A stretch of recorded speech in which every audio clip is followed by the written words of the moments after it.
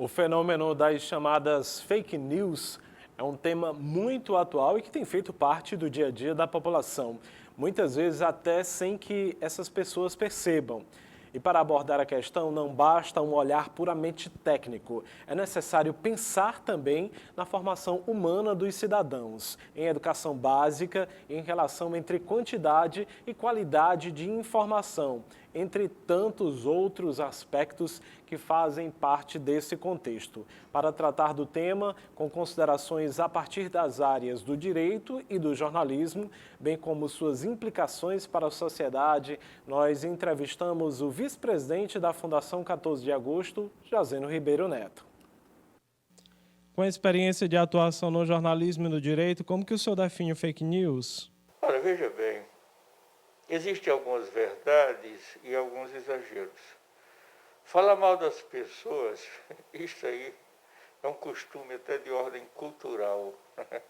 As pessoas falam mesmo, e isto ninguém vai evitar que isso deixe de acontecer. Acho que o grande problema em relação a essas notícias falsas que importaram esse vocábulo do estrangeirismo para chamar de fake news, né? Tem algumas verdades e tem alguns exageros. Veja bem, algumas pessoas que temem denúncias, que temem a divulgação de fatos, se arvoram às vezes no poder da força da caneta e aí impõem a quem publicou alguma notícia do seu desagrado, severas punições. Isto está acontecendo. Veja bem, nada mais é do que o cerceamento da liberdade de informação assegurada ao jornalista, assegurada ao comunicador. Eu escrevo há mais de 30 anos, coluna e também publico notícias, e em muitas oportunidades eu divulgo fatos que desagradam. Não duvido se amanhã alguém me processar por eu ter, na verdade, incorrida na prática de uma notícia falsa ou um fake news. Então, eu vejo como uma faca de dois gumes, né? Que se fosse uma legislação inteligente,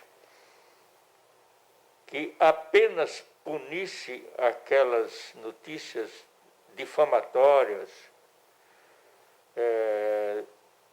que pode prejudicar a dignidade de uma pessoa, isto tudo devidamente apurado é válido.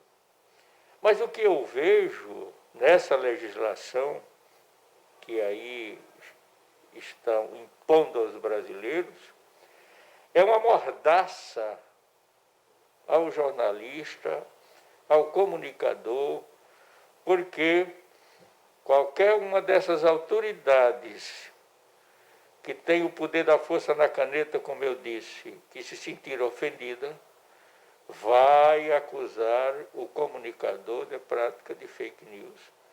E a legislação, ela na verdade é draconiana neste sentido.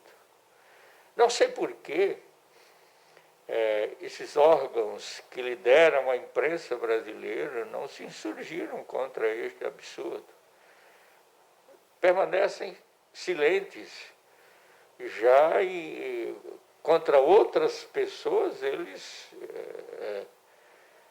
querem impor regras, mas se calam e assumem uma posição de avestruz numa legislação desse tipo que, repito, cerceia e diminui a liberdade de imprensa. O processo que investiga fake news contra membros da Suprema Corte no Brasil, ele é um cerceamento à liberdade de expressão ou um necessário processo para a manutenção da democracia? Há quem afirme que alguns informam de forma ofensiva a dignidade da pessoa física ou jurídica com patrocínio que nem sempre se chega à autoria do patrocinador. O que pode, como regra, o que pode prevalecer é que a prática de crime não vai além da pessoa do criminoso, né? A não ser que você comprove, sem nenhuma, judicialmente, o mandante. Aí sim, na verdade, as responsabilidades serão divididas e também ele será apenado, deverá ser apenado, porque como qualquer um outro tipo de crime em que o mandante responde pela a prática do ilícito.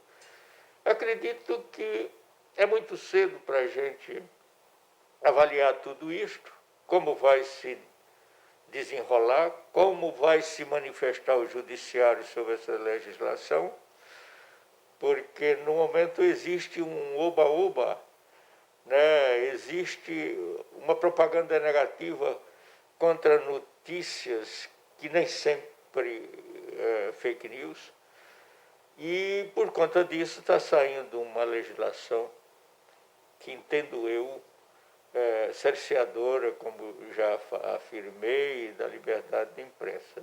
Agora, quanto ao mandante, ele se enquadra, a exemplo de outros ilícitos, inclusive os crimes contra a vida, e são muitas as vezes os mandantes, notadamente dos crimes de ordem passional, e comprovada a participação dele, naturalmente ele deverá ser apenado igualmente com o cidadão que publicou a matéria. Muitos empresários têm sido acusados de patrocinar fake news. Quando se pensa em criminalização, tem se mirado inicialmente esses possíveis patrocinadores. Mas como as leis são para todos, a criminalização das fake news também não pode penalizar os mais pobres e deixar impune os mais ricos? Na verdade, o que acontece no Brasil é que grandes e portentosas empresas de comunicação, elas adotam determinadas políticas de informação e subordinam o empregado, o jornalista, a tendência dentro daquela política adotada pela empresa, né? Então, veja bem, numa situação como esta, que existe um comando por trás do jornalista e que ele é subordinado àquela prática, é justo que, na verdade, ele seja apenado quando quem deveria ser é a empresa de comunicação portentosa que obriga uma determinada política de informação que nem sempre é verdadeira, que às vezes ela tem objetivos outros que não aquele objetivo de grandeza de informar. Numa situação como esta, a legislação tem que ver a situação do profissional liberal e do profissional subordinado, né, a grandes empresas de comunicação e que faz o que elas determinam. Que efeito a Lei nº 13.834, que altera o Código Eleitoral e tipifica como crime a denunciação caluniosa contra candidatos em eleições, dentro dessa discussão sobre fake news, trará às eleições de 2020?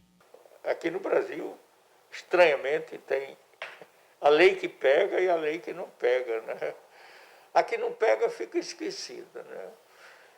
Nesse amontoado, nessa guerra de legislação, cada um agora querendo legislar sobre fake news, considerando uma legislação que já existia, em especial para os candidatos a cargos políticos, não é?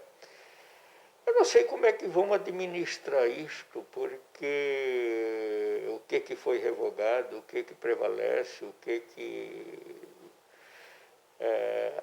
pode ser imposto como regra para você apenar alguém que incorra em prática delituosa difamatória, caluniosa ou injuriosa. Então, é tudo muito difícil exatamente em função da inflação das leis. E um jurista aí que no tempo em que o país tinha uma inflação crescente da moeda, ele dizia que o Brasil, na verdade, era um país de inflações, mas que tinha também inflações de leis, essa é uma verdade. E às vezes elas se chocam, às vezes elas provocam discussões, prejudicando muito a atuação do judiciário e do próprio cidadão, que às vezes quer defender o seu direito e não tem um rumo e um porto seguro. As eleições elas foram prorrogadas agora para 15 de novembro, apenas um mês após praticamente a data anterior das eleições já habituais. O senhor não acredita que há um dissenso entre a obrigatoriedade das eleições e a possibilidade de aglomeração das pessoas? Lamentavelmente, nós vivemos de improvisos. Essa mudança na legislação, que foi tão discutida e tão badalada, eu diria assim, vulgarmente se pode falar assim, ela apenas alterou por alguns dias as eleições. Melhor seria ter deixado como estava. Por quê? Se queriam evitar aglomerações, a primeira providência que eles deviam ter se voltado para adotá-la era, na verdade, deixar que o eleitor livremente decidisse votar ou não. Isto é, acabar com a obrigatoriedade do voto. E aqui eu faço um parêntese. Por que o voto no Brasil é obrigatório? Isso em poucos países é assim.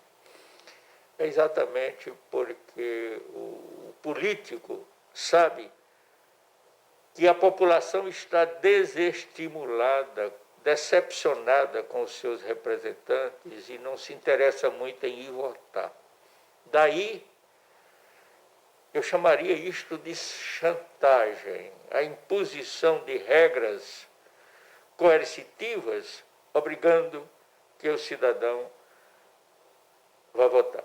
Pois bem, se o objetivo era evitar aglomeração, e por isso houve essa pausa por alguns dias, esse retardamento das eleições municipais por alguns dias, por que não se voltaram também para não ser obrigatório o voto?